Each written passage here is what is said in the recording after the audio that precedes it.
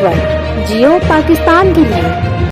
खबर शामिल करते हैं ननकाना साहब से। महर अब्दुल गफूर की रिपोर्ट के मुताबिक बशीर भट्टी रोड पर गोसिया फ्रूट चाट की शो में महफिल दुरूद अस्सलाम मुनक्कद हुई, जिसमें या रसूलुल्लाह 313 बार पढ़ा गया, जिसमें हदिया दुरूद व अस्सलाम कारी इफ्तिखार अली नक्शबंदी और हदिया नाज शरीफ इमरान सरवर्दी हाजी मनीर अहमद कारी ने पेश किया।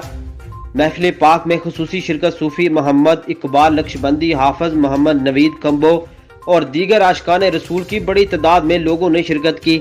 लंगर गोसिया भी करवाया गया और आखिर में मुल्क पाकिस्तान, अफवाज पाकिस्तान और खुसूसी तौर पर आलमी शोहरत याफ्ता कारी करामत अली नईमी साहिब और शेख अल हदीस बाबा जी खादम हसैन रिजवी साहब के दर्जात के बुलंदी के लिए दुआ भी करवाई गई।